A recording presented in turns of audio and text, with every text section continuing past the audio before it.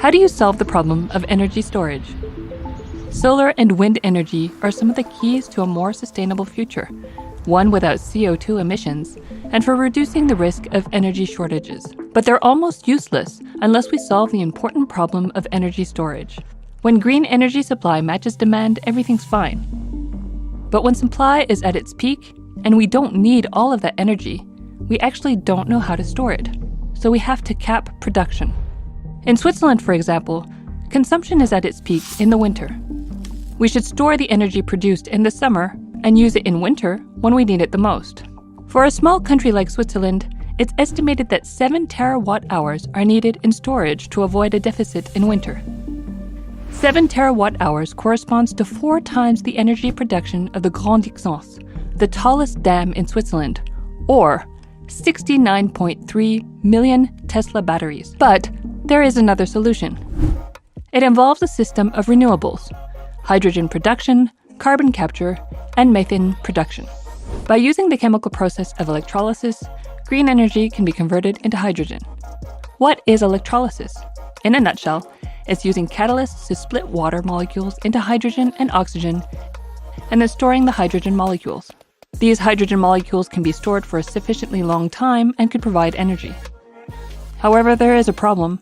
This storage is expensive and complicated because hydrogen molecules are volatile and escape easily. Also, a share of energy is lost in the conversion of hydrogen back into electricity. To solve this problem, hydrogen can be combined with carbon dioxide to transform water molecules into methane. This is called methanation. This is not a simple process, but it allows green energy to be stored for as long as desired without too much difficulty. Moreover, the CO2 needed for methanation is abundantly available thanks to emissions from human activities.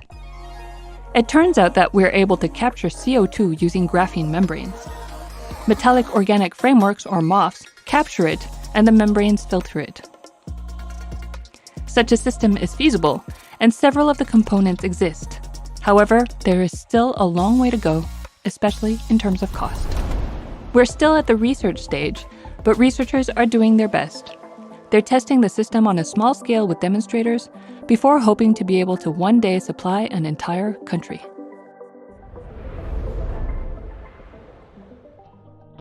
Around the world, renewable energy use is on the rise. And these alternative energy sources could hold the key to combating climate change.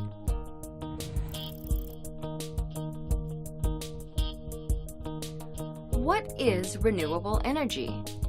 Renewable energy is generated from sources that naturally replenish themselves and never run out. The most common sources are solar, wind, hydro, geothermal, and biomass. Over 80% of the total energy consumed by humans is derived from fossil fuels. However, renewables are the fastest growing source of energy in the world. Renewable energy has many benefits. First, it can combat climate change because it creates no direct greenhouse gas emissions. The only emissions that they produce are indirect, meaning those that result from manufacturing parts, installation, operation, and maintenance. But even those are minimal. Second, renewable energy can decrease pollution and therefore reduce threats to our health. Wind, solar, and hydroelectric systems create no air pollution emissions, and geothermal and biomass energy systems emissions are much lower than non-renewable energy sources. Third, renewable energy is a reliable source of power. Because renewable energy sources are, well, renewable, they will never run out. Once built, renewable facilities cost very little to operate, and the fuel is often free. As a result, renewable energy prices tend to be stable over time. While renewable energy has many advantages, it is not without downsides. It is difficult for renewable energy sources to generate power on the same large scale as fossil fuels. Building wind farms and dams can disrupt wildlife and migration patterns and lead to ecological destruction. Both solar and wind energy are intermittent. they only generate power while the sun is shining or while the wind is blowing. Batteries can store excess energy for later use. However, they are often costly. While renewable energy presents some challenges, it also offers an environmentally friendly alternative to the greenhouse gas emissions and pollution of fossil fuels. And as advances in technology make renewable energy more accessible, affordable, and efficient, an end to climate change could be within our reach.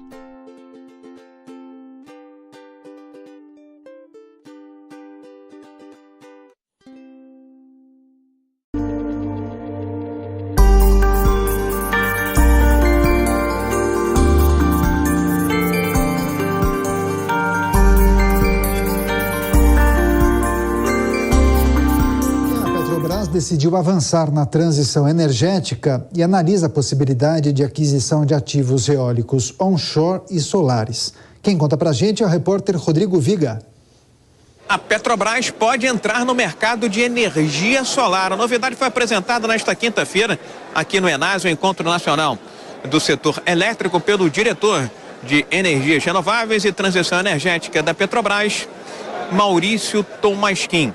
Segundo ele, a energia solar é uma fonte já consolidada no Brasil e que pode dar retorno no curto prazo à petroleira brasileira.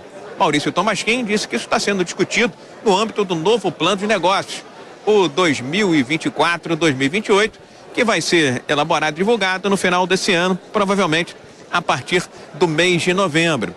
De acordo com Maurício Tomasquim, a Petrobras pode eventualmente entrar em um projeto do zero, um chamado Greenfield, ou até mesmo se associar com alguém que já tenha experiência, know-how neste mercado. Tudo isso faz parte de investimentos mais fortes, mais pesados, que a petroleira pretende fazer em energias renováveis no âmbito do novo planejamento estratégico da estatal. Essa é uma atividade madura que já dá rápida de introduzir e que dá um retorno positivo hoje, dá um VPL, né? um valor presente líquido positivo.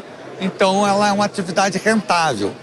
Então, você, num portfólio, eu acho que a gente tem que ter uma mistura de uma combinação de investimentos.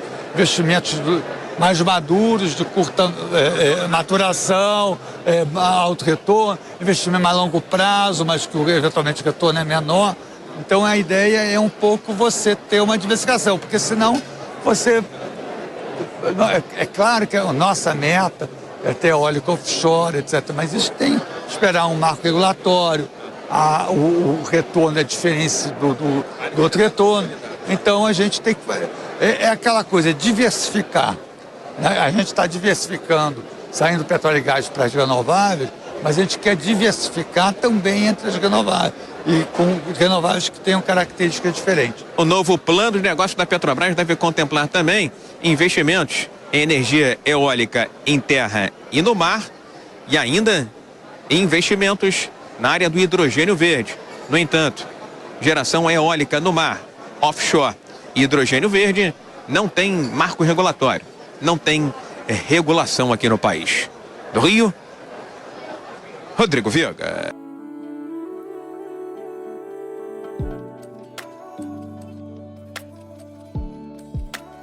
É uma parceria do Ministério com a Associação Brasileira de Energia Solar, que foi responsável pela doação do investimento e placas solares de aproximadamente R$400 mil no telhado do Ministério de Minas e Energia.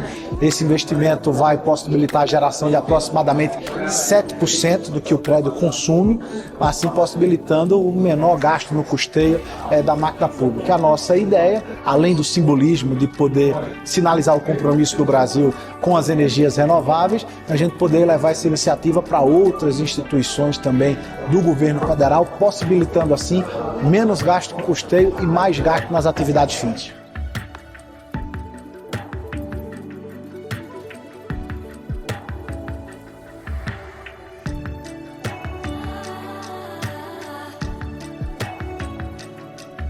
Hoje o Ministério de Minas e Energia, gerando sua própria energia na sua laje, dá ao consumidor a confiança necessária e o conhecimento necessário para que ele possa também adotar o mesmo tipo de sistema na sua casa ou na sua empresa. Eu acho que isso vai ao encontro de tudo isso que o governo brasileiro vem fazendo. O presidente Michel Temer depositou na ONU o nosso compromisso do Brasil assumido na COP 21, de poder ampliar as matrizes energéticas renováveis além da fonte hídrica, e o Ministério de Minas e Energia, que é o responsável pela edição de política do setor, poder simbolizar de que ela já gera também parte da sua energia de forma sustentável e renovável.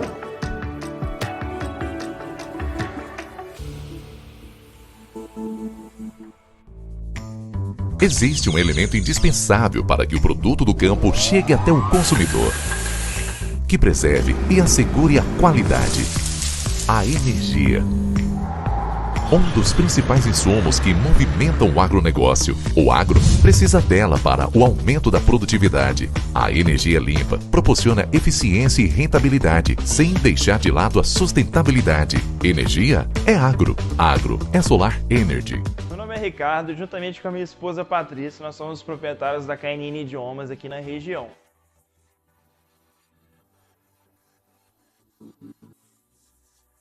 E a gente sempre teve um consumo de energia muito alto devido à quantidade de sala de aula, ar-condicionado e iluminação, uma estrutura bem grande. A gente sempre gastou em torno de R$1.000 a R$1.500 em cada unidade dessa. Então em 2020, a gente como proprietário preocupado ali em economizar, em gerar nossa energia, em tornar as unidades autossustentáveis, a gente resolveu dar o primeiro passo. E a gente começou a gerar nossa energia, nossa própria energia, para atender as unidades. E hoje, gerando energia para as 5 unidades, a gente tem uma economia mensal de R$5 a R$6.000 mês, englobando todas as contas de luz dessas unidades. Então eu tenho muito a agradecer pelo serviço da EvoSolar e com certeza hoje com nossas unidades autossustentáveis a gente pode oferecer um serviço de qualidade na nossa empresa. Sobre a EvoSolar, é uma empresa que sempre prezou muito pelo atendimento. Desde o meu primeiro contato, sempre recebi uma atenção muito grande. Desde a apresentação do projeto, onde foi explicado quanto que eu teria de economia, todas as dúvidas, quanto tempo que eu teria o meu retorno. E depois que começou a instalar, eu acompanhei tudo, foi tudo muito transparente. E agora que eu já sou cliente, todas as dúvidas ainda continuam me dando um suporte muito grande. Então é uma empresa que eu indico, eu aprovo e recomendo. A KNN hoje é autossustentável graças à EvoSolar.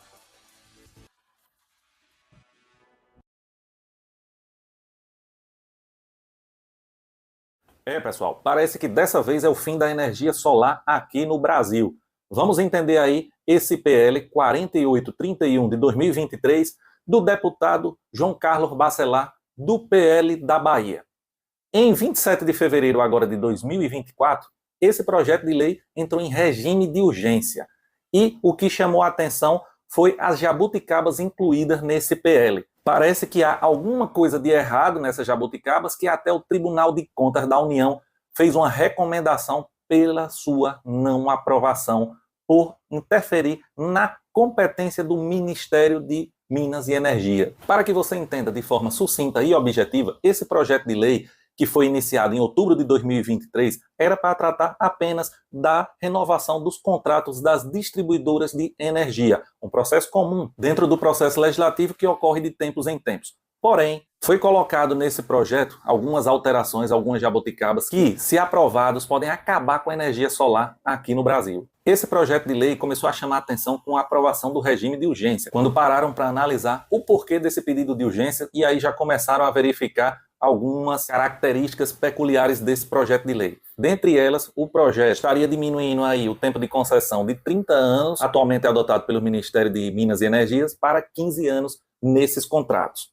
Mas o que atinge diretamente a energia solar não são esses pontos aí da regulação das distribuidoras, mas sim alguns pontos específicos. Eles querem fazer a reserva de mercado do setor de produção hidrelétrica e outros setores que não o solar e outras fontes de energia renováveis que podem afetar aí no lucro das grandes distribuidoras. Um dos principais pontos de ataque desse PL à energia solar é que ele quer limitar em até 10% a geração distribuída. e depois disso as concessionárias não seriam obrigadas a conectar novos consumidores depois disso. E ainda querem limitar o mercado livre de energias, recentemente aprovado aí a no máximo 30%. Ou seja, um ataque frontal à geração. Imagine hoje, em várias cidades, vários estados, em que a produção de energias renováveis, quando é energia solar, já ultrapassa o percentual de 10% da geração, da distribuição dessas concessionárias. Ou seja, ninguém estaria mais autorizado a conectar na rede para fazer sua geração. E o mais estranho sobre isso tudo é que recentemente, vou mostrar para vocês aqui, tem uma matéria sobre o prejuízo que as concessionárias, que as distribuidoras, que a produção hidrelétrica está sofrendo. E o título é: Hidrelétricas precisam desperdiçar energia por causa das energias eólica e solar. Então, claramente, esse PL é um PL de ataque à energia solar, de ataque às energias renováveis, é um PL de reserva de mercado. Isso só mostra que nunca tiveram preocupação com o meio ambiente. A questão é financeira. Veja, nós já sofremos aí apagões, horários de verão, bandeiras tarifárias e inúmeras outras medidas para compensar a falta de capacidade de produção elétrica, o risco de apagão, o dano aos meios ambientes causado aí por ligação de termoelétrica que vai poluir mais o meio ambiente, e aí a gente tem que pagar uma bandeira tarifária mais cara, e isso tudo cai por terra quando a gente vê um projeto de lei que quer limitar a produção de energia renovável, de energia solar, porque as hidrelétricas, as distribuidoras estão tendo prejuízo. Pois é, meus amigos, é por esses e outros motivos que eu entendo cada vez mais a vontade dos amigos de criarem e migrarem para sistemas de produção próprio de energia, os chamados sistemas off-grid, desconectados da rede, onde, através de baterias de alto desempenho que estão chegando aí no Brasil, que já chegaram aí no Brasil,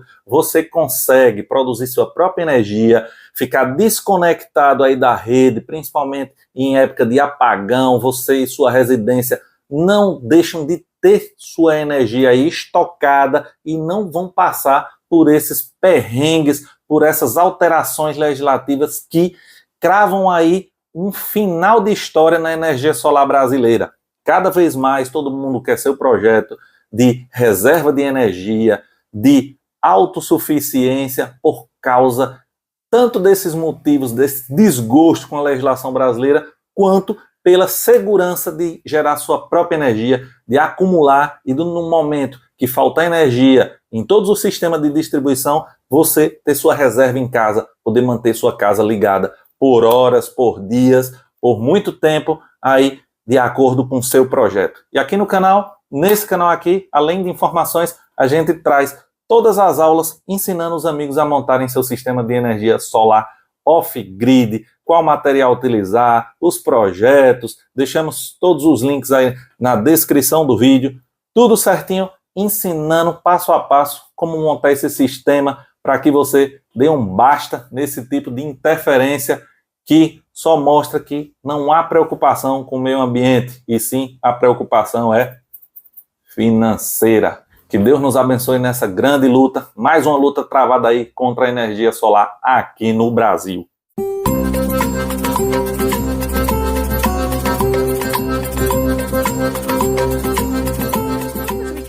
Volkswagen has been promising the world that it would be the leader in electric vehicle technology, showcasing electric concept car after electric concept car at major auto shows around the world.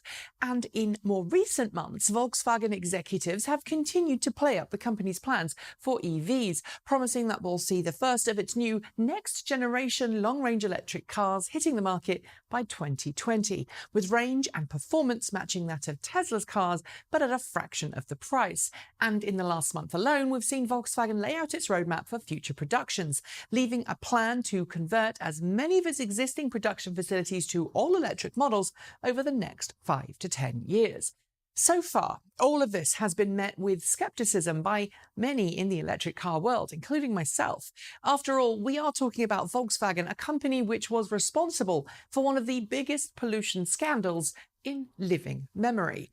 But earlier this week, Volkswagen announced it would be ending all internal combustion engine development by 2026, something which some outlets took as another indication that Volkswagen is really serious about its transition to electric vehicles. The reality, however, and this is something that's true of most mainstream automakers, is a little different, and I'm going to explain it all. So first, let's clear up some misconceptions about that statement from Volkswagen.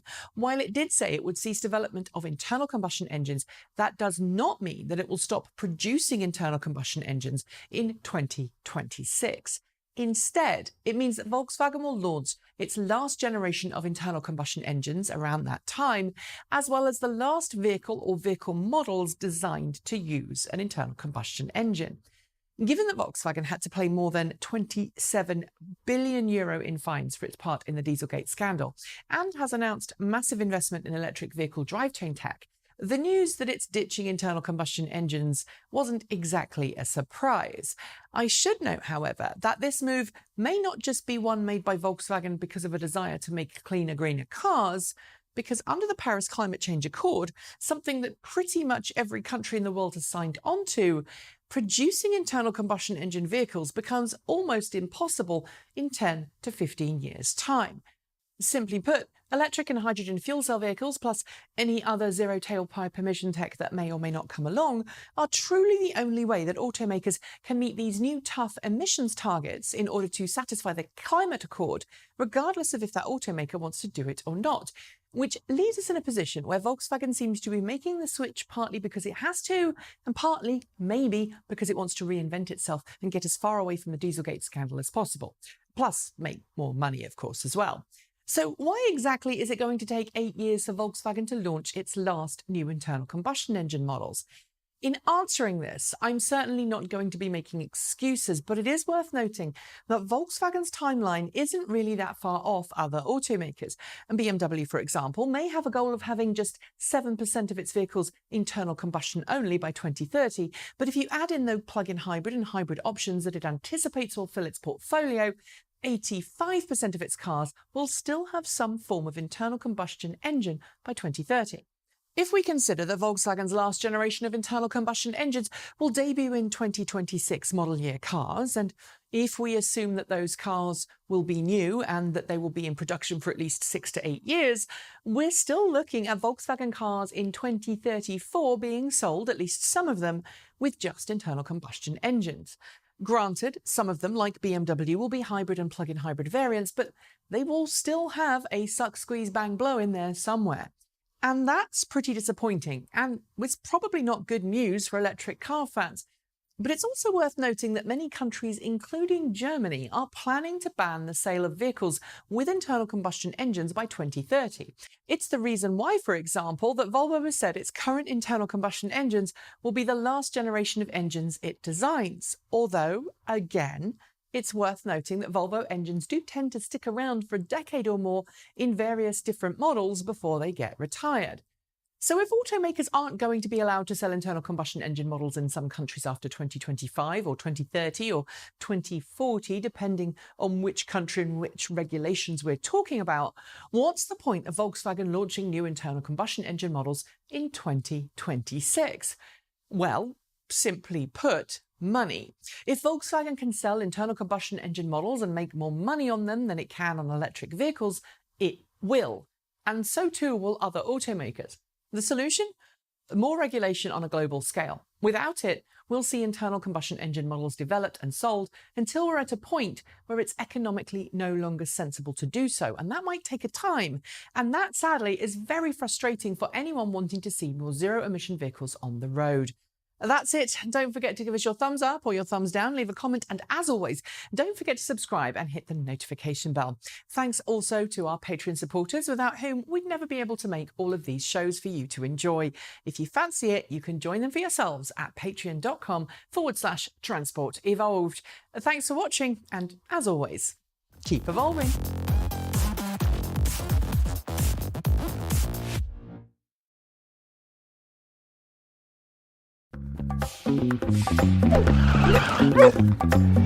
Have you been thinking about going electric? President Biden's Investing in America agenda is making it more affordable than ever. Well, that's not the only way your new wheels can affect your wallet. You could save $800 to $1,000 annually on fuel costs by charging with electricity at home compared with gasoline at the gas station.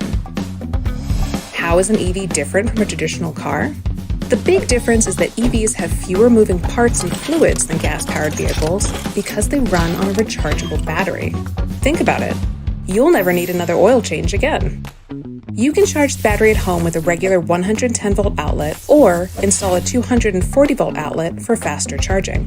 Using a 240-volt plug can fully charge a battery 4 times faster than a 110-volt plug. And President Biden's Investing in America agenda contributes $7.5 billion for public EV charging, with plans for charging stations to be installed at least every 50 miles in all 50 states plus DC and Puerto Rico, adding to the thousands of chargers already installed. The best part is that EVs are 4 times more efficient than gas-powered vehicles and eliminate tailpipe emissions. Switching to an EV can seriously decrease your carbon footprint. When it comes to going clean and helping the planet, you're in the driver's seat. Learn more about EVs and other clean energy upgrades at www.energy.gov/save. Save energy, save money. In this video, we're talking about Honda's recently announced V3 engine with an electrical compressor that, according to Honda, will become mass production reality in the near future. This video covers, number 1, the anatomy, benefits and drawbacks of a V3 engine layout. Number 2, the working principle, benefits and drawbacks of an electrical compressor. And finally, number 3, the engine balance of a V3 engine. Overall, I think this is a very interesting engine and overall a very interesting approach to powering a motorcycle with many unique benefits and challenges. So let's dive right into it. A V3 engine is in theory great because it has the width of a 2-cylinder and the power potential of a 3-cylinder. The layout is 2 cylinders in the front and 1 cylinder in the back. This allows us to have a very narrow motorcycle, which reduces aerodynamic drag and can also improve comfort and maneuverability. On the other hand, a V engine compared to an inline engine does force a somewhat increased wheelbase. But in this particular case, Honda's V3 is a 75-degree V, so it's not quite as long as a typical 90-degree V engine, which means that it's trying to strike a compromise by reducing the engine size a bit, while at the same time leaving enough room for a performance-oriented intake system. There is no official info on engine size yet, but most reports suggest that the engine will be between 750 and 800 cc of displacement.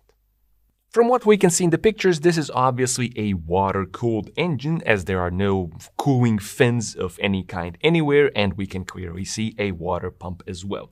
We can also notice the centrally located spark plugs and the twin cam seals, telling us that this is a double overhead cam 4-valve engine. So pretty much a typical modern engine configuration, promising good performance. Also, the engine is obviously not made of some sort of one-off billet machine from billet CNC machined pieces. We have castings all around the engine, which suggests that this is indeed very close to production and may be in the very last stages of development. Now, something else that's of course extremely interesting about this engine is the electrical compressor. Now, some journalists have been calling this an electrical turbocharger or e-turbo, which is incorrect. It's incorrect because for something to be a turbocharger, it must have a turbine. And a turbine is a rotary mechanical device which harnesses energy from the flow of some sort of fluid. That fluid can be wind, it can be water, or it can be exhaust gas. But without a turbine, it cannot be called a turbo. And in this case, we do not have a turbine, just an electrical motor that is connected to the compressor wheel, which spins up the compressor wheel. And of course, an electromotor does not harness any kind of energy from any kind of fluid. Instead, it's powered by electricity. And herein lies the actual beauty of this device. If we're using an electromotor to spin up the compressor wheel, that means that we are completely independent from the exhaust gas produced by the engine.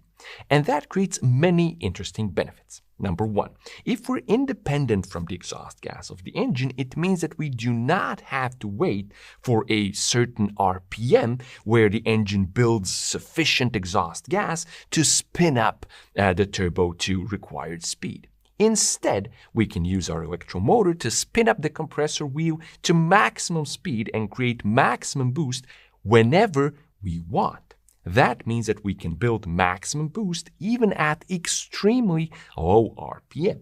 In other words, we can turn our torque curve from something like this into something like this. We can create an extremely flat torque curve that remains flat for most of the RPM range. Effectively, we have zero boost lag and near idle boost threshold, which results in exhilarating performance and maximized engine responsiveness. The second benefit is that because we are independent from the exhaust gas, we do not need to create complicated exhaust manifolds that all feed into the turbocharger, which means reduced weight, bulk, and cost. Because we don't need complicated exhaust manifolds, we can place our electrical compressor anywhere. And as you can see, Honda has of course placed it extremely close to the intake manifold for maximized responsiveness. The third and final benefit is that in theory we can make more power with an e-compressor than a traditional turbo. And that's because, contrary to popular belief, a turbocharger is not free energy. Yes, it makes power from engine waste, but it still consumes some power. If you look down the turbine inlet of a turbo, you're going to see just how small the space is into which exhaust gas needs to be forced. This creates back pressure that the engine has to overcome, and overcoming it uses some power from the engine. Of course, yes, the turbo creates more power than it consumes, so there's a large net gain, but it's still not free energy. And of course, an e-compressor is also not free energy, but it does not create back pressure in the exhaust system. So overall, we should get a larger net gain. What's really exciting here is that e-compressor technology has obviously matured to the point where an OEM giant like Honda is going to be putting it on one of its products. And while it is a great thing, of course, there's no such thing as a free lunch, and there are some drawbacks and limitations. One of the main drawbacks is that, as of right now, e-compressor technology is not capable of matching traditional turbos in how well and how long it can hold a constant high load. In other words, an e-compressor is much better suited to short little bursts of boost rather than being able to maintain high boost constantly. This is because, number one, the electrical motor simply starts melting, and or the electrical system starts struggling to provide the energy needed for the electrical motor to maintain a constant high boost. Because of this, and according to most reports, the system in the Honda will be producing only 5 psi of boost. This explains why there's no intercooler, because with just 5 psi you don't really need an intercooler. And although 5 psi does not sound like much, it still easily turns a 100 horsepower engine into a 130 horsepower engine. So we're getting a 750cc to 800cc engine that packs the punch of a 1000cc 1-liter engine, but still has the emissions of a 750 to 800cc engine. So in theory, both governments and consumers should be happy. The other drawback is, of course, that a e-motor needs a upgraded electrical system in the form of a larger battery, larger alternator, and that does increase weight. As an example, a similar technology on Audi's 3-liter engines increased weight by 10 kilograms. If we scale this to a 800cc engine, then we can expect a weight increase of somewhere around 2.7 kilograms, which doesn't sound too bad. And the overall parasitic loss from a larger alternator should still be a bit smaller than from a traditional turbocharger maxed out at 5 psi of boost, which means that overall power gains should still be a bit larger with the e-compressor.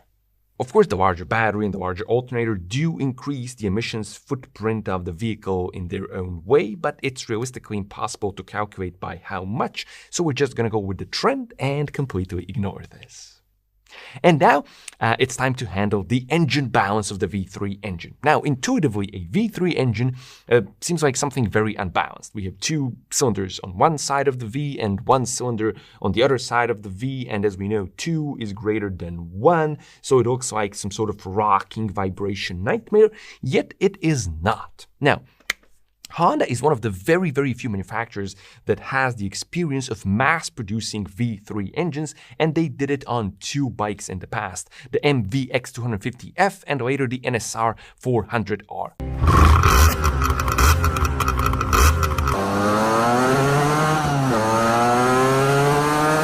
However, both of these were 90-degree V3 two-stroke engines, and Honda achieved a good or possibly even perfect primary balance in these engines by increasing the reciprocating mass of the rear unpaired cylinder.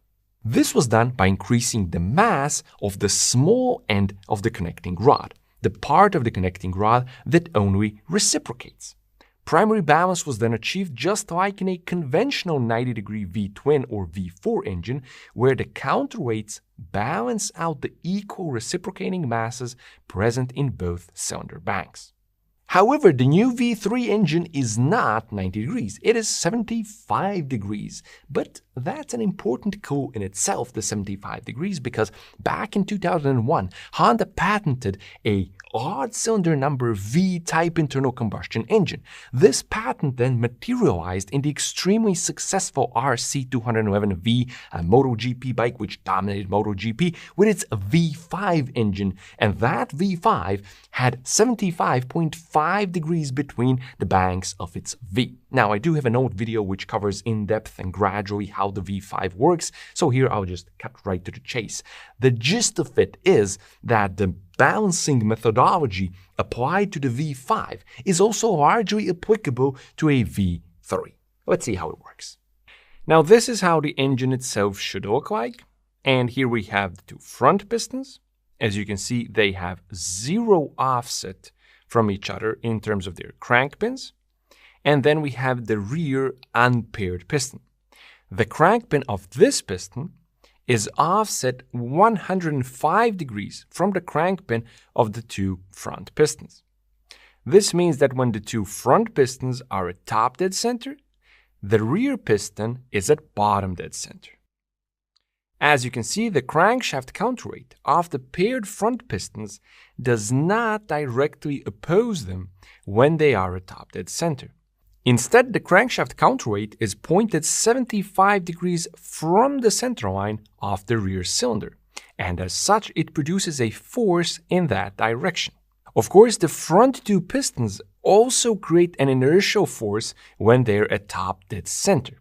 So what we have is an inertial force 75 degrees before the rear cylinder center line and another 75 degrees after the rear cylinder center line. These 2 forces may be equal in magnitude, but they are not directly opposed, so they cannot cancel each other, which means that they are instead producing a resultant force.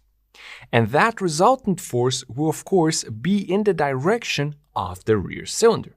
At the same time, the rear unpaired piston is at bottom dead center, which means that it's producing another force, and this force is of course directly opposed to the resultant force in the center line of the rear cylinder. All we have to do now is add enough mass to the counterweight or some other part associated with the unpaired piston, and voila, we have just restored perfect balance. Of course, all of this works equally well when the rear piston is at top dead center and the front pistons are at bottom dead center. As you can see, the forces again cancel each other out.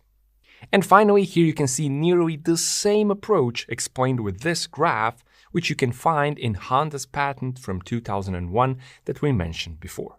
As you can see, a V3 engine can have perfect primary balance without balancing shafts, which is something that an inline 3 cannot do. However, to have perfect primary balance, the V3 must have an uneven firing interval. But as we know from all sorts of V-twins and V4s and 270-degree inline twins, an uneven firing interval really isn't a drawback on motorcycles because it gives the engine this sort of unique and interesting sound character. Now, what I just told you about the crankshaft configuration is really an educated guess based on Honda's past endeavors and basic physics, because Honda really has not released official info on the crankshaft configuration, so I'm really curious to see what the actual final configuration is once they release the engine, to see whether I got it right or not, because there are other ways you can do a V3 that give you different sorts of, benefits and compromises.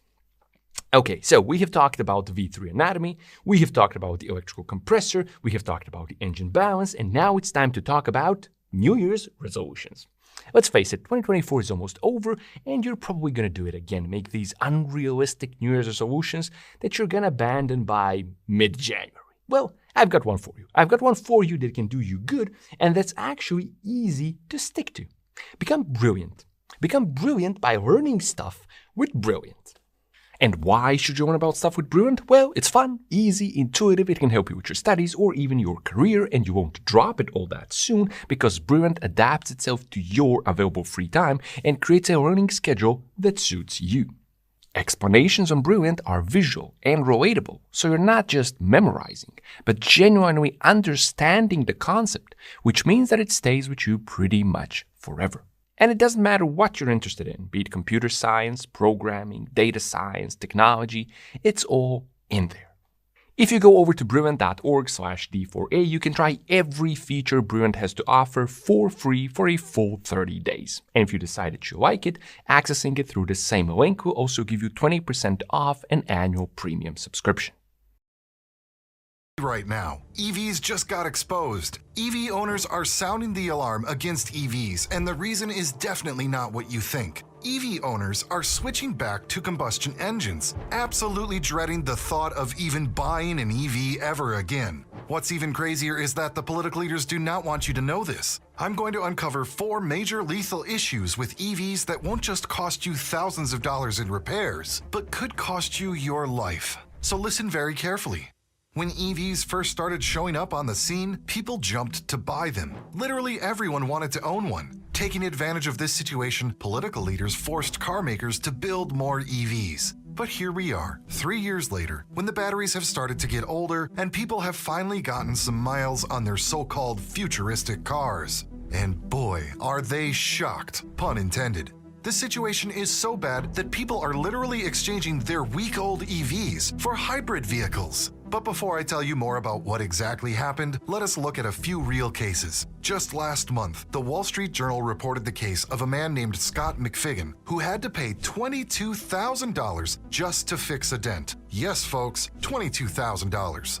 This person had a minor accident with their Rivian, resulting in a dent that would typically be a simple fix. However, for their electric vehicle, the repair was neither quick nor cheap. The owner had to part with their car for over 2 months and faced a staggering repair bill of $22,000. This incident highlights a common issue with EVs. Many repair shops aren't equipped to handle their advanced technology, leading to higher repair costs and insurance premiums. In the US, the average repair cost for electric vehicles was reported at $6,587 a year, more than $500 every month. Another case is of a California man who shared how anxious he got when the range of his EV dropped severely by more than 30% in just 5 minutes due to driving in cold weather. This guy had an infant in the back seat and was trying to get to the hospital due to an emergency. And this is just one of thousands of incidents that occur daily. Whether you live in a colder region or a cyclone-prone area, what would you do when the power grid is overloaded or when you can't charge your car due to an emergency? We aren't ready to ban gas cars just yet, folks. It's clear, and it's high time that the government understands that. And get this, a recent study by S&P Global revealed that over 50% of the people who already own an electric car are thinking of going back to petrol or diesel for their next vehicle. Yeah, you heard that right. Half of them. It's like everyone else is having second thoughts about this whole electric car thing. Now, when you look at the numbers, it gets even more interesting. Households with an electric vehicle are only about 52.1% likely to buy another one for their next car. 3 in every 5 people who own an EV other than a Tesla never want to go back to an EV again. Now here's where it gets even crazier. Car companies are pouring tons of money into developing EVs, but the last thing they want is for someone who already bought an EV to switch back to a petrol or diesel car. It's like investing in a fancy new smartphone only to have people go back to using old flip phones. In the luxury sector, the situation is even scarier. At Porsche, less than 37% of owners are thinking of getting another electric car. And at BMW, they actually went backwards. Only 45.9% of their owners are considering another EV, down from 46.6% 3 years ago. According to Consumer Reports, EVs are having a lot more issues than traditional gas-powered cars. We're talking about 80% more problems. The biggest complaints are about the batteries and charging systems and how the car's body panels and interior parts fit together. It's like buying a new toy and finding out it's already broken. This whole situation is like a bunch of growing pains for the electric car industry. They're still figuring out how to build these new kinds of cars without all these problems. But in the meantime, people are getting the short end of the stick. They're worried about the reliability of these EVs, not to mention the higher costs, the lack of charging stations, and how long it takes to charge these freaking cars. And guess what? Plug-in hybrids, which are like a mix of electric and gas power, are having even more issues than fully electric cars. It's because they've got two different power systems and both can have problems. It's like trying to juggle with one hand tied behind your back. But here's a bit of good news, everyone. Traditional gas-electric hybrids, the kind that have been around for a while, are actually more reliable. The average Joe is way happier buying a $25K hybrid than paying $60,000 for an EV. Now let me tell you about Michael Coram from New York. He bought a 2023 Chevy Bolt electric SUV because he thought it'd be cool and save him money on gas. But guess what? One chilly day, his car wouldn't shift into drive. He had to turn it on and off like 10 or 12 times before it finally worked. And it's not just Chevy. Hyundai's Ioniq 5 EV had issues with its battery and charging because of a computer glitch. Rivian, this new company making electric trucks and SUVs, had problems getting their body panels to line up right with broken parts inside the car. Now that you know where the problems really lie, let me go over 4 major reasons why buying an EV could be a big mistake for you. The first issue, home charging blues. Imagine this, you get an EV dreaming of never visiting a gas station again. That sounds awesome, right? But there's a catch. Charging at home isn't as easy as they make it sound. Most homes, especially in California, aren't set up for this. They lack level 2 charging, which is like the golden ticket for EVs. You need this for the fill your tank overnight magic to happen. But nope, most folks just don't have it. And what about apartments? Forget about it. Finding a spot with a charger is like finding a needle in a haystack. So you're stuck with public charging stations, and let me tell you, it's not always a walk in the park. They're either super rare or always busted. And on top of it, around 40% of public charging stations don't even work. The second problem is the energy crisis issue. Here's something that blew my mind. We all think EVs are about saving energy, right? But get this, the amount of electricity these cars gobble up at home is way more than you'd expect. People thought they'd be using around 2.9 kilowatts daily, but the reality, it's more like 7.2 to 8 kilowatts. That's over double. Your electricity bill might just give you a mini heart attack. And oh, if you thought, hey, that's cheaper than my gas car anyway, let me tell you, in order to offset that $20,000 to $30,000 premium you pay for EVs over a hybrid, you'll need to drive it for 60,000 miles first. Only then will you start actually saving. Then, the third issue is obviously range anxiety, which we've already talked about earlier. And the last one might make you never want to buy an EV again. That fourth issue is perhaps the most shocking. Picture this, the GMC EV Hummer, a behemoth on wheels, tipping the scales at a whopping 9,000 pounds. Whoa, mama. That's like 3 Honda Civics huddled together on a scale. Why so heavy? Duh, it's the batteries. To power these EVs for longer ranges and more oomph, you need a lot of battery power. And batteries, my friends, they are heavy. Take the Ford F-150 Lightning, Mustang Mach-E, Volvo XC40 EV, and Toyota RAV4 EV. All of these electric versions are packing extra pounds compared to their gas-powered siblings. Sure, they've ditched the need for gasoline, but they've bulked up with battery weight. Jennifer Homendy from the National Transportation Safety Board highlighted a chilling point. While we're tackling greenhouse gas emissions with EVs, we might be overlooking a critical side effect. increasing danger on our roads. Michael Anderson, an economics professor, found that getting hit by a car 1,000 pounds heavier than your own spikes your chances of not surviving by 47%. That's huge! And now, with these heavyweight EVs cruising around, the risk is even more pronounced. Imagine you're in a small gas-powered car or even a lighter EV, and you find yourself sharing the road with these EV Goliaths. That's a scary thought. The difference in vehicle weight isn't just a number, it's a matter of life and death in accidents. And the driving dynamics and probability of toppling over also increases a lot.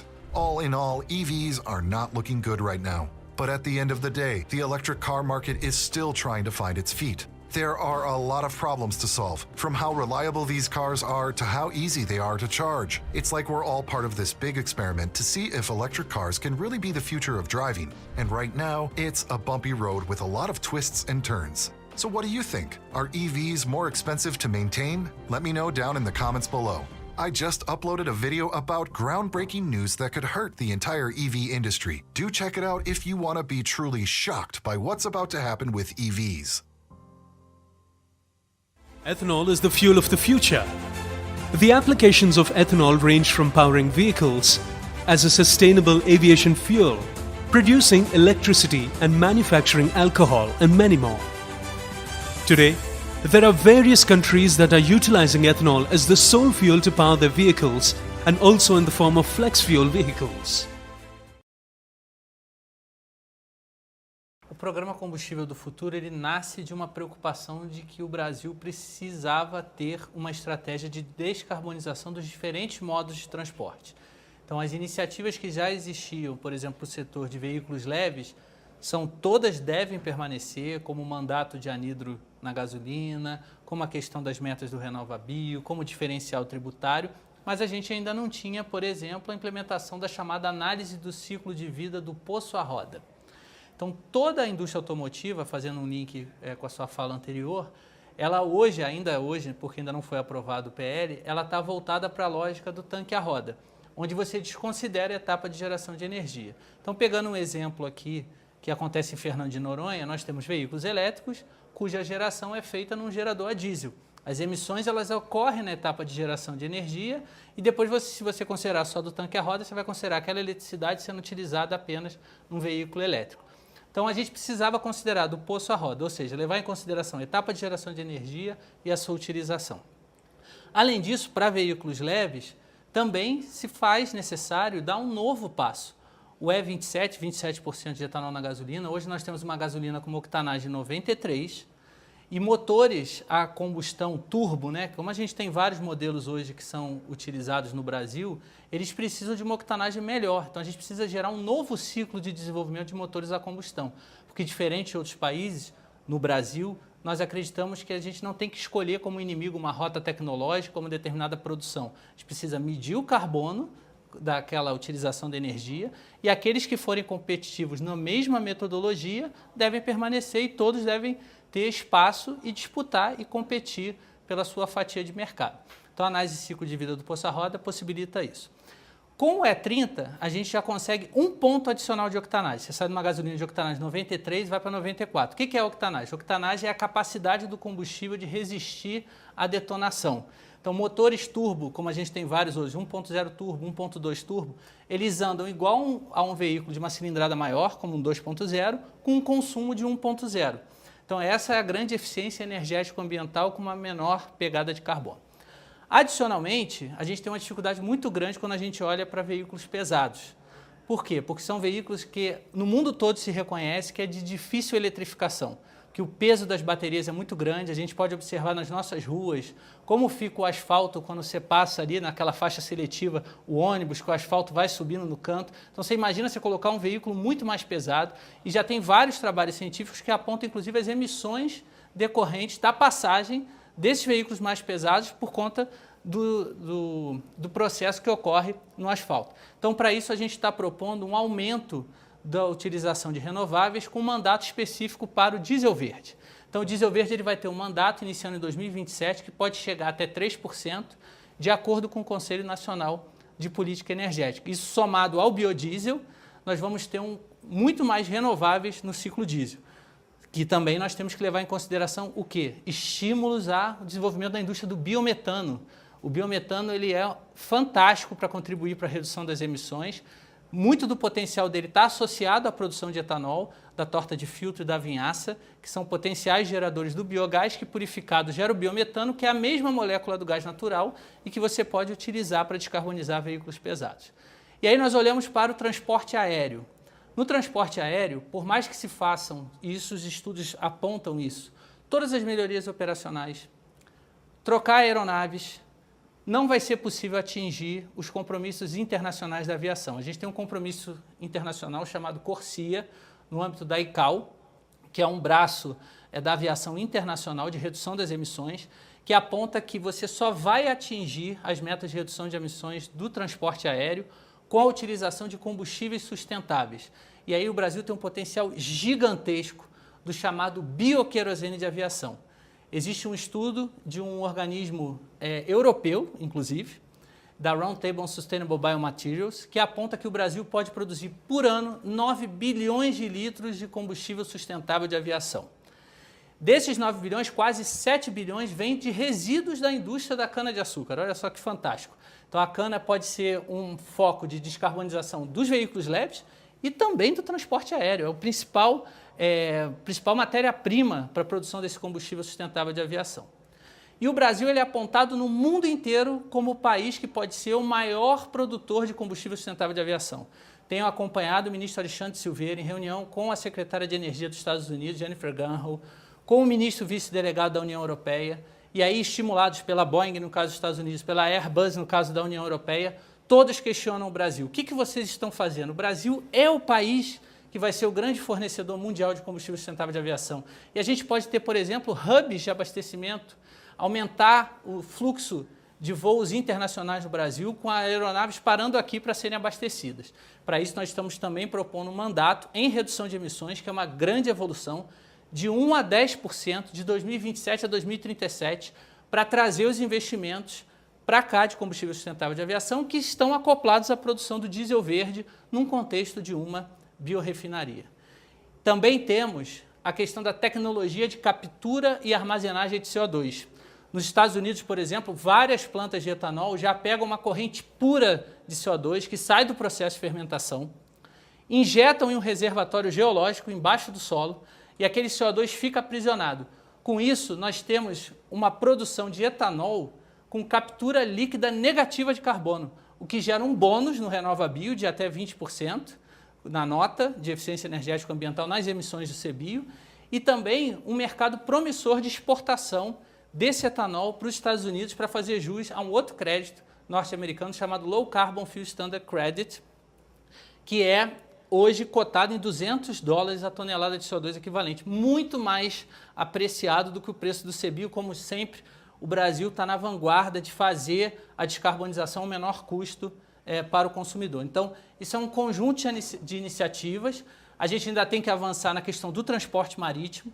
Recentemente, também no Ministério de Minas e Energia, recebemos visita de uma empresa chamada Maersk, que tem vários navios aqui, preocupados o que o Brasil vai fazer, porque o Brasil pode ser um grande fornecedor também de combustível sustentável para descarbonizar o transporte marítimo. Então, a gente tem que aproveitar essa onda, não podemos perder essa oportunidade, para não ficar somente como exportador de matéria-prima. Hoje a gente já exporta sebo bovino para fazer combustível sustentável de aviação em outros países. E a gente tem que sair, como diz o professor Gonçalo, desse complexo de vira-lata e fazer uma neoindustrialização com foco na bioenergia. The main specification, main requirement is that at least 40% of the carbon content of the fuel is not coming from fossil origin, which means that 40% of the carbon content shall not come from oil refinement. Then, how to make it, it is up to the fuel supplier. It may be bio-origin or it may be synthetic in principle. This is open.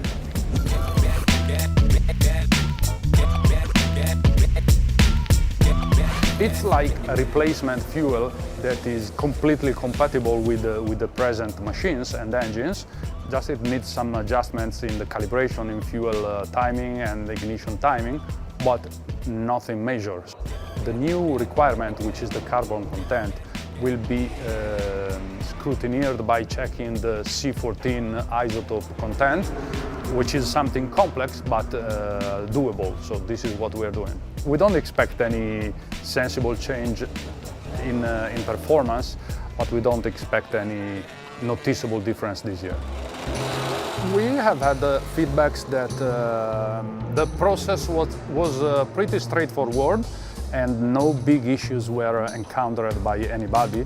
It's just a matter of changing fuel maps and ignition maps, but it's not a matter of mechanics involved. So it's pretty easy at the moment and no big issues. I think it's an important revolution, honestly. The world asked us to do something in this direction, so I'm really happy that we start this new path.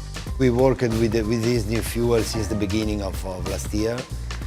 So we have now some experience on this new fuel. We are working since last year to see how it will affect our engine, but we think that the effect will be not so big, so we are pretty happy about the test we did already in the factory.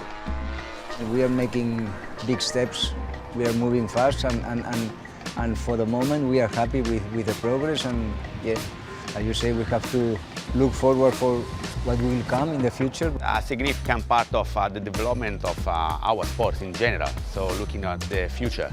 Also, in this case, we are confident to have the right fuel ready for the first race. We're not worried about this new technical specification.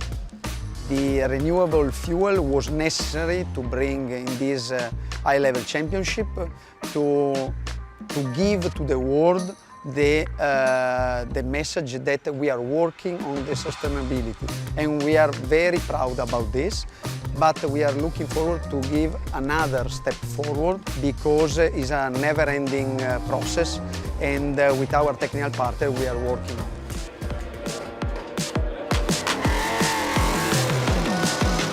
The biggest step we expect is in 27 when the fuel shall be completely non-fossil origin, which opens up new topics about how to certify energy sources and components origins and so on.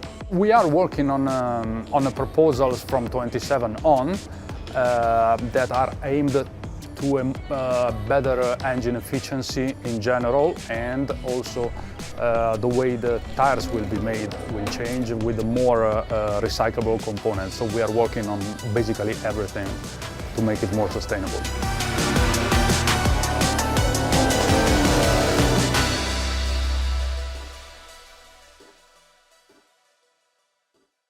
Porsche just said no to EVs and announced a revolutionary bio-combustion engine that will destroy all electric cars. Porsche doesn't want gas cars to die, and they have finally cracked the formula with their one-of-a-kind engine technology. I'm talking about things like 800 miles of range on a single tank, 99% less emissions than gas cars, and a massive 50% price drop compared to an EV. Porsche is not ready to give up on cars, and their CEO Oliver Blume just made history.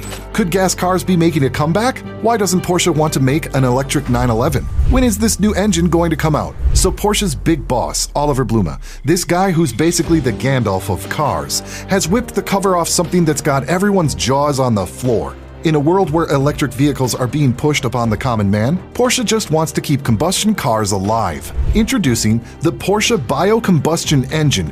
And no, it's not another sleek electric hybrid. This baby is a combustion engine. But before you go thinking it's another gas guzzler, let me tell you, it's nothing like what you've seen before. This engine is a beast from the future, packed with tech that's almost as close to wizardry as you can get in the automotive world. But before I tell you how Porsche manages to get 800 miles of range in a single tank, let me tell you about the secret project they've been working on for months. Now imagine a fuel that's made, not mined. Sounds like something out of a science fiction novel, right? But Porsche has turned this fiction into reality with their brand new plant in Patagonia, Chile. They're not there to make their next iconic sports car. No, they're cooking up something even more revolutionary, e-fuel. This isn't your run-of-the-mill gasoline. This is a type of fuel that could slash the emissions of internal combustion cars by nearly 99%. Rewind it back, you heard me, 99% reduction in emissions. Porsche's CEO Oliver Blume is spearheading this audacious project with a vision that's both bold and inclusive. He's adamant that Porsche's future can shine bright with electric vehicles, but not at the expense of leaving their loyal petrolheads in the dust.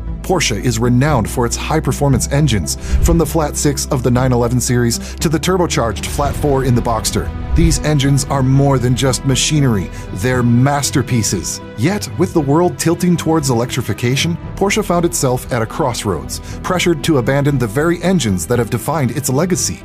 However, Porsche is not one to retreat. Instead, they're championing a double E path, a harmonious blend of electric innovation without sidelining their existing lineup.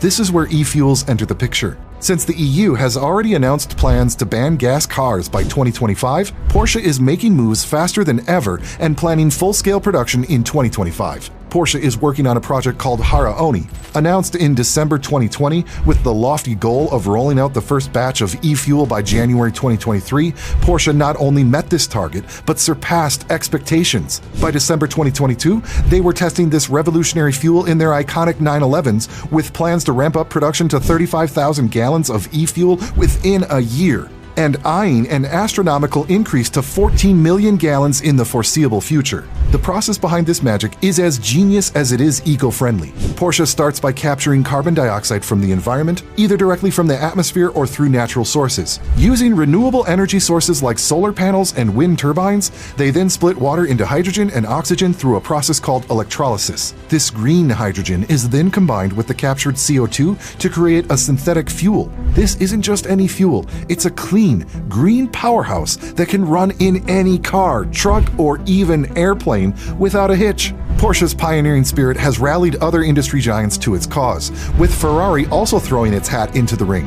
The potential of e-fuels is vast, offering a lifeline not just to Porsche, but to over 1.3 billion vehicles with combustion engines that currently run on our roads. Now, let's talk numbers. This new engine is a high-performance 4-liter flat 6 engine that's been re-engineered from the ground up to optimize the combustion of synthetic fuels. This engine is capable of producing an astounding 600 horsepower. But the real magic isn't just in the raw power, it's in how this engine uses e-fuel to achieve unprecedented levels of efficiency and environmental friendliness. Now brace yourself for a new piece of technology that might just blow your mind away. Unlike traditional turbochargers that rely solely on exhaust gases, this cutting-edge turbocharger also harnesses electric power to boost performance instantaneously, eliminating turbo lag entirely.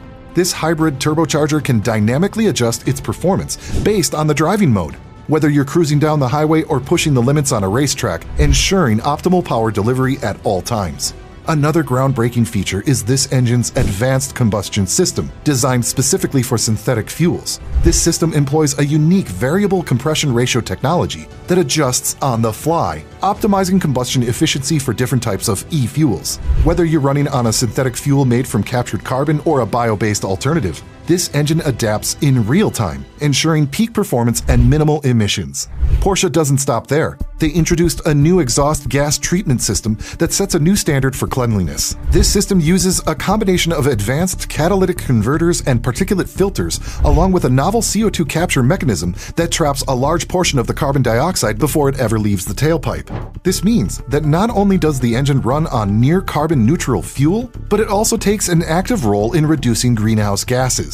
And the best part? While EVs are busy figuring out how to recycle their batteries without hurting Mother Nature, Porsche's synthetic engine running on its clean green fuel is already ahead of the game. And get this, they even have 3 more partners that nobody could have expected. Ferrari, Audi, and BMW are also coming together. This is no dream, folks. Pinch yourself. These are the companies that are actually known for their iconic combustion engines. Porsche is not just stopping at a synthetic fuel. Instead, they've been cooking up the idea of using hydrogen fuel as well. While companies like Toyota and BMW have tried to make hydrogen fuel cells practical, they've never been able to provide the performance and reliability. But Porsche has finally solved all the problems with HCEV cars. Now, if you're scratching your head wondering what the heck a hydrogen fuel cell car is, you're not alone. Imagine a car that's powered by a chemical reaction between hydrogen and oxygen. This isn't some wimpy battery on wheels. No, sir.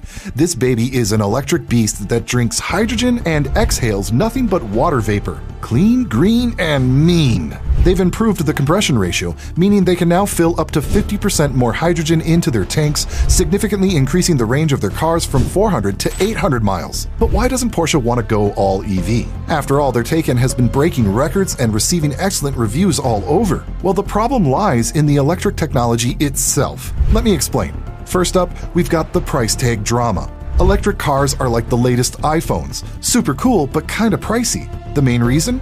Those hefty batteries that power them aren't cheap. Despite the fact that running an EV can save you a bundle over time, we're talking about $4,500 to $12,000 in savings, depending on where you're cruising around. And that initial sticker shock is real. Plus, older, used EVs don't have the range of the new ones, which can be a bummer. Then there's this thing called range anxiety. It's like when your phone's on 1% battery and you're nowhere near a charger. Stressful, right? Well, folks worry they'll run out of juice on the road and be stranded far from a charging station. Oh, and what about cold weather? Forget about it. It nibbles away at your EV's range like nothing else. Now, let's talk about choice. Once upon a time, you had like 3 EVs to pick from. Now there are 28 models from 18 brands, but it's still a drop in the ocean compared to gas cars. And if you're dreaming of an electric truck or minivan, you might have to keep dreaming a little longer. Finding a mechanic who can whisper sweet nothings to your EV and actually fix it is another hurdle. EVs are still kind of rare beasts in the wild, so not every mechanic is ready to dive under their hoods. Sure, they need less upkeep, but when they do need a fix, especially something big like a battery pack, it can cost a pretty penny. And oh, the saga of charging stations? Picture this, you're on a road trip and you can't find a place to charge your EV. Talk about a buzzkill. The good news? The government's throwing billions into building a vast network of chargers across the country. But for now, finding a quick, convenient charge can still be hit or miss. Charging speeds are also a bit of a party pooper. There are 3 levels of EV chargers, from the slowpokes to the fast and furious ones. But even the quick ones can't compete with the speed of filling up a gas tank. We're getting there though. Companies like Porsche and Tesla are working on super speedy chargers that can get you back on the road in no time. Compatibility's another quirk.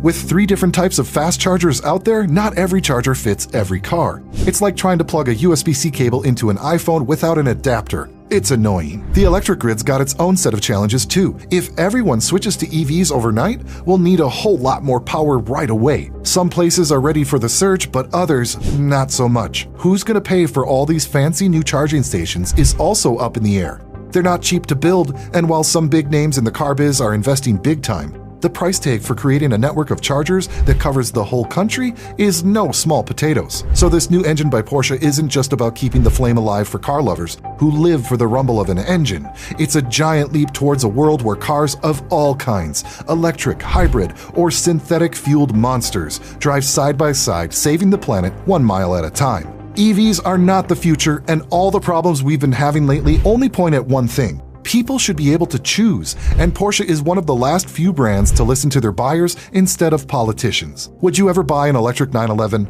Let me know down in the comments below. I just uploaded a video about groundbreaking news that could hurt the entire EV industry. Do check it out if you want to be truly shocked by what's about to happen with EVs. Enthusiasts, hold on to your seats as the roller coaster ride of Tesla shares takes a dip, while the anticipation peaks for a groundbreaking announcement from General Motors. Brace yourselves for the revelation of their latest innovation, an all-new zero-emission engine poised to render both electric and internal combustion vehicles obsolete. This radical technological leap promises to catalyze a seismic shift in the automotive landscape, propelling us towards a future where eco-friendliness reigns supreme. Without further ado, let's delve into this paradigm-shifting unveiling as the CEO of GM unveils the engine set to redefine our world. What exactly is this all-new technology GM has been searching for? An alternative to EVs. For years now, their search has led them to the all-new compressed air technology. Compressed air has already been seen to be of limited use in the 19th century, mostly with mine locomotives and trams in some European cities, the most notable of which is Paris. However, the technology has since been dropped and forgotten in favor of internal combustion engines, because of their immediate potency. However, in the early 2010s, the French car manufacturer Peugeot saw the potential in combining compressed air with internal combustion engines into an all-new hybrid technology that retains the eco-friendliness of a regular hybrid without needing a battery. While these prototypes didn't move far from the testing stage, they did spark a fair bit of interest from the rest of the automotive industry, most notably GM. GM saw the potential that compressed air vehicles harnessed. However, they also realized that such technology needed a fair bit of development if it were to compete with regular internal combustion engines and the rise of EVs. As a result, GM started slowly researching and developing compressed air technology, parallel to developing EVs and internal combustion vehicles. So, with that in mind, it's high time for us to tackle a very practical question, and that is, how do compressed air vehicles function? Compressed air vehicles function very differently from regular engines and EVs. Instead of having a conventional piston-driven engine or an electric motor, compressed air vehicles utilize specially designed pneumatic engines, also known as compressed air engines. These engines are, from a mechanical standpoint, very similar to regular internal combustion engines. The engine uses pistons just like petrol-powered ones do. However, unlike combustion engines, the pistons of a pneumatic motor are connected to a spring. And instead of relying on an explosion that creates the piston motion, pneumatic motors introduce air into the chamber, increasing the pressure inside of it, which pushes the piston to its maximum length. The air is then released, and the spring that the piston is attached to pulls it back into its original position, thus completing the cycle. Generally speaking, the engine is very similar to internal combustion engines and can therefore use a wide array of technical solutions, shortening the development cycle, which is what also drew GM towards this concept. With that in mind, it's time to answer the most intriguing question. What are the benefits of compressed air against EVs and ICE vehicles? Well, the most notable benefit is, of course, the fact that it is 100% pollution-free. It's just pressured-up air, meaning that there is no environmental damage being done while it functions. As a result, compressed air engines solve one of the biggest issues regular combustion engines have, and that is direct pollution of the environment. Compressed air engines also beat out EVs in this regard, as making a compressed air engine is far cheaper and requires no rare earth materials, much unlike batteries or electric motors. Not to mention that powering EVs is also not quite green, as the grid is still mostly reliant on fossil fuels to produce electricity. Speaking of making compressed air engines, another key benefit over internal combustion engines is the cost of production. Since compressed air engines endure considerably lower pressures than gasoline or diesel engines, producing them means that there will be a lesser need for strong and hardened steel or metal. However, as potent as they sound, compressed air engines have a few drawbacks that keep them from being developed and used on a wider scale. Are there any drawbacks to this technology? Unfortunately, there are a few glaring issues that arise from using compressed air engines, which made them quite situational and even borderline useless in the past. The first problem is the fact that compressed air engines are extremely underpowered. Pressurized air has a very low energy density, which considerably lowers its potency.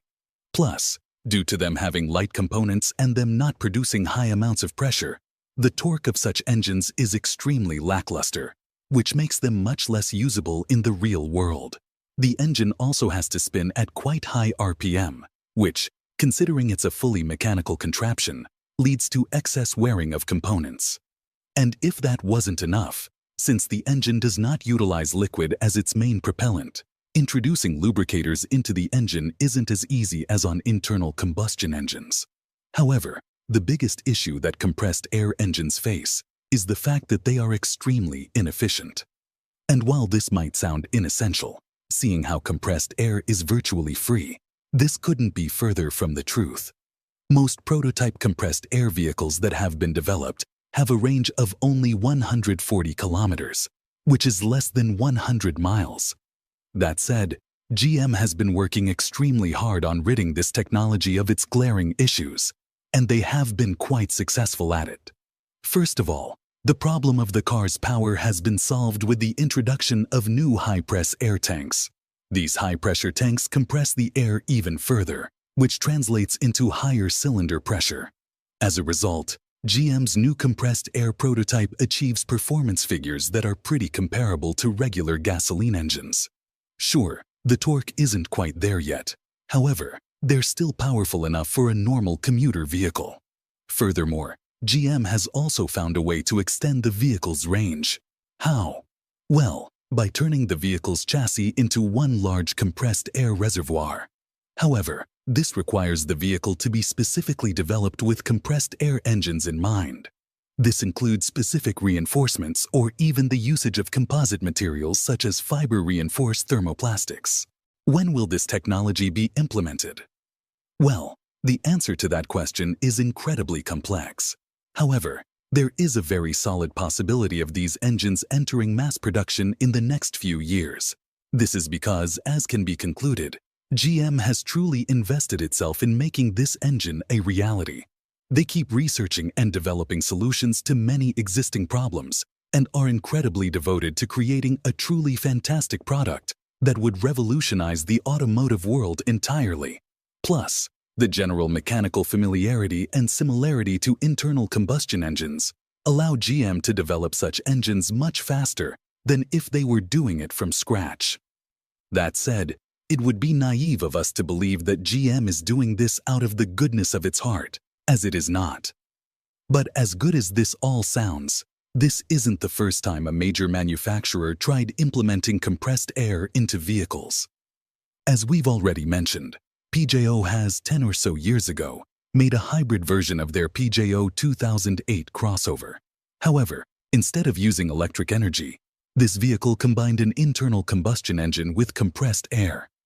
Back in the mid-90s, Stanley Allen Meyer developed the water fuel cell, which when fitted to a car, could effectively make it run exclusively on water. After Meyer went public with his invention, he was constantly pressured by large oil firms into quitting his development of the water engine and confessing that it was just a fraud. Meyer resisted and kept fighting oil giants while also searching for a company that would fund the further development of his water fuel cell. On the 20th of March 1998, Meyer, alongside his brother, went to a dinner with two Belgian investors. At one point, Meyer ran out of the restaurant screaming that the two businessmen poisoned him. He passed away a mere minute later on the pavement in front of the restaurant, with his brother by his side.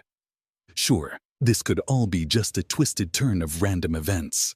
However, you will agree that it makes much more sense that oil companies are just too greedy to allow anything to eat up their profits, no matter how good for the environment it is. So, GM, if you are listening, keep developing the engine in absolute privacy, or else it might suffer the same fate as PJO's hybrid or worse. Sustainability is a critical issue that automotive companies face across the globe. Toyota has again introduced a magical twist in the marketplace for the audience: the Toyota ammonia-powered engine. The combined efforts and dedication of Toyota and Guangzhou Automobile Group Company, a renowned Chinese auto manufacturer focused on green transformation energy, brings in the ammonia-powered engines, which are the first to enter the car niche after hydrogen-powered fuel cells. Interestingly, such engines' line of work is similar to combustion engines, which burn ammonia as a critical fuel component to run a vehicle. A basic idea behind ammonia is the composition of the fuel that comes with a blend of characteristics including 1 nitrogen atom and 3 hydrogen atoms, which are ample in the atmosphere and comprise no carbon atoms, which is a shift to make the environment clean and green and reduce the carbon footprint, creating an immense shift in the usage of renewable energy in industrial practices worldwide. Interesting information about ammonia is that it exerts an approximation of half the energy density of petrol, at 3.6 watt-hours per liter with no hazardous carbon emission during the combustion phase. So the prototype of the ammonia engine by the players of the automobile industry, the Guangzhou Automobile Group Company, with the help of Toyota Motor Corporation at the Technology Showcase event, is likely to come in a 2.0-liter 4-cylinder with almost 161 HP, 163 PS, 120 kilowatts of power, and a 90% carbon emission reduction as the fossil fuel-powered engine that contains the same strength and capability to offer effective services to individuals. Is such an option viable or not? Indeed, Toyota and GAC Group's focus on variety and sustainable energy solutions is applaudable. A product like a high-density powered engine is undoubtedly the chief element for efficient energy retention and transportation across industries. Sustainability is beyond any doubt primary to cultivating sound living methods with less pollution and a cautionary standard atmosphere. There is a notion that creating an ammonia burning engine possesses excellent potential. As such, a technological effort ensures a step toward mitigating environmental hazards through a sustainable transportation method, a change to view future alternative fuels that are cost-effective, convenient, and environmentally friendly. On the other hand, many people think about the challenges associated with the complexities of ammonia combustion, including the performance reliability and safety concerns.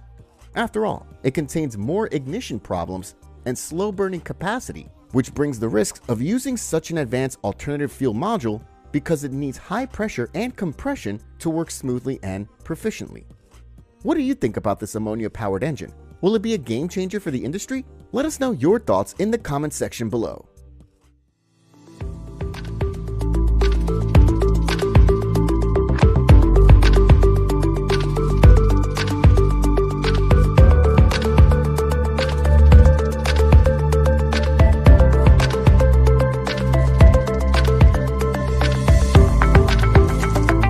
This event was coming up. It was a few weeks ago, early on in April, and I had to look at my watch. I was like, what's the date? Is it April Fool's? Is this an April Fool's joke? Well, turns out it wasn't a joke. Guys, I had honestly never heard of this. I didn't even know it was a thing. But the World Internal Combustion Engine Conference has just been held over the last 3 days. Why? I don't know.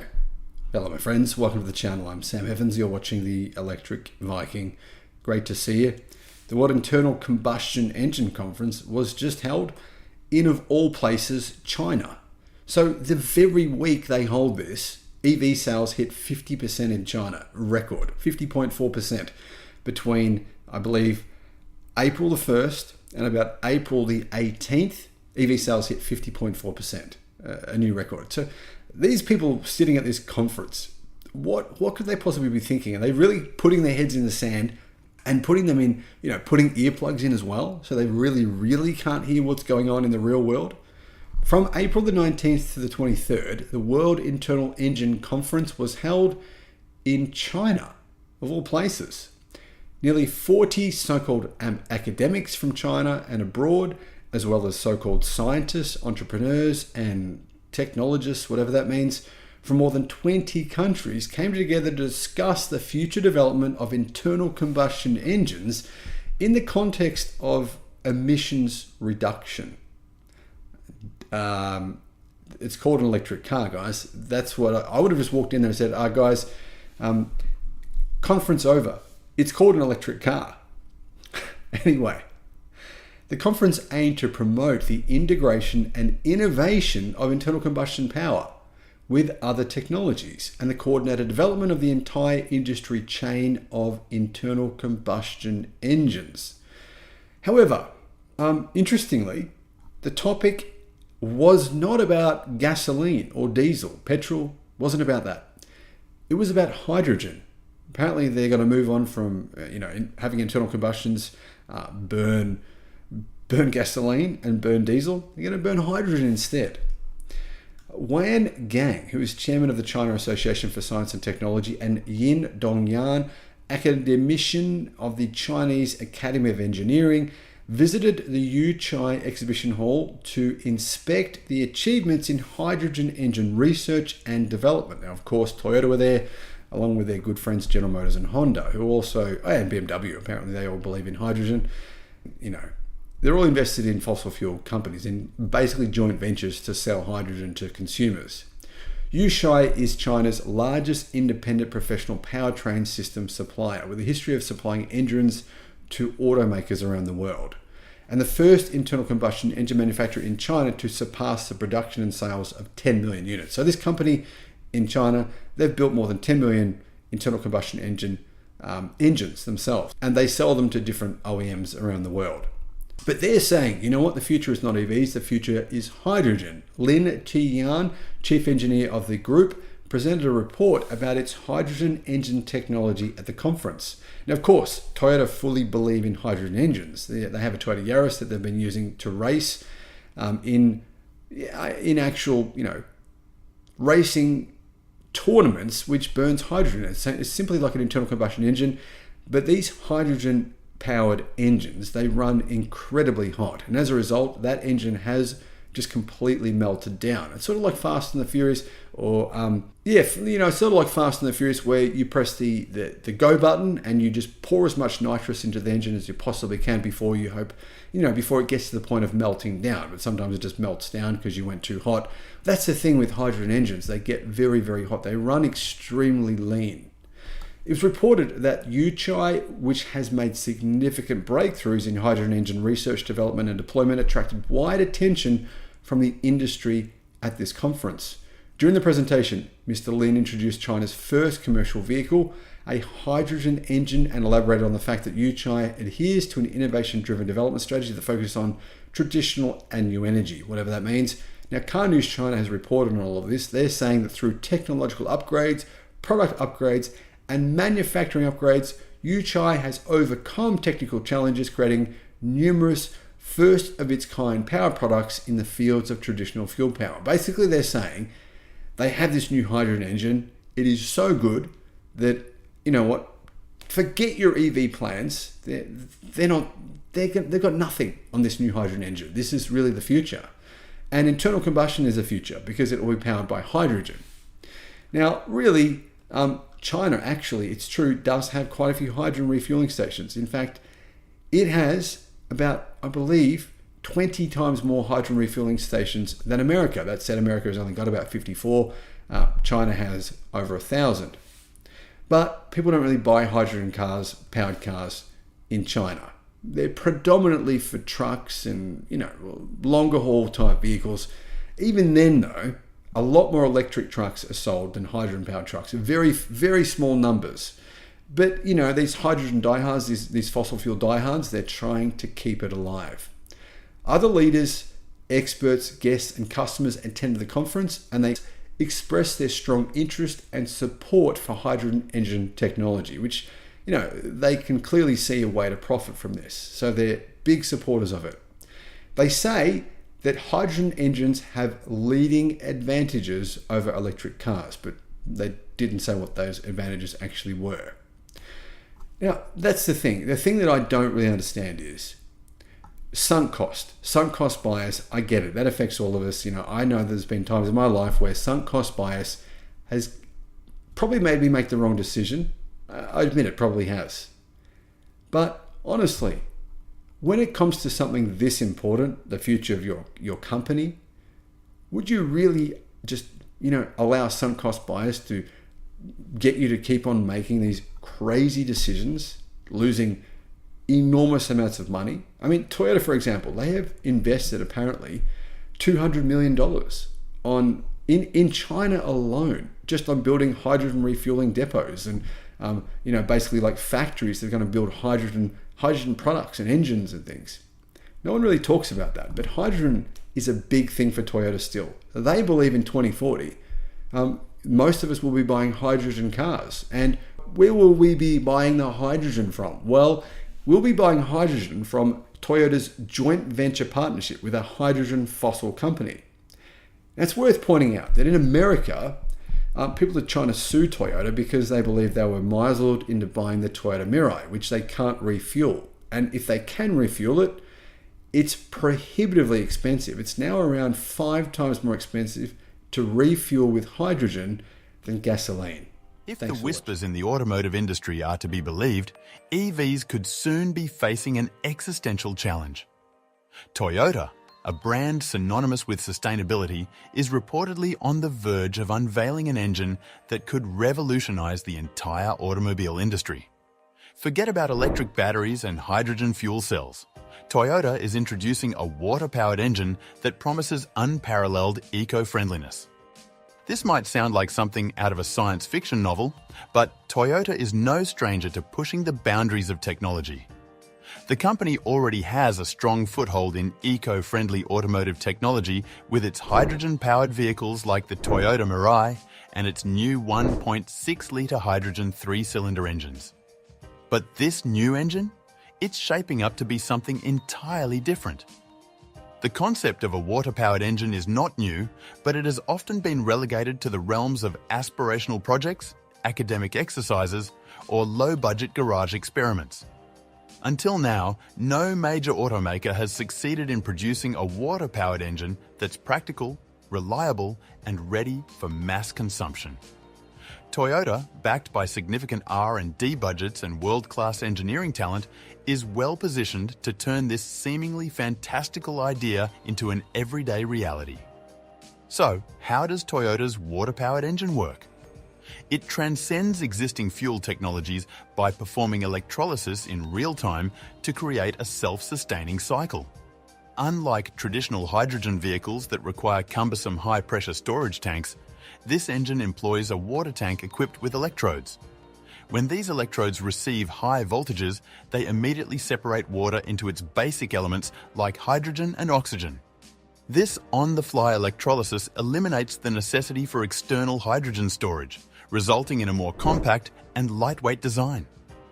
After the hydrogen is isolated, it is directed into the combustion chamber where it ignites similarly to compressed natural gas.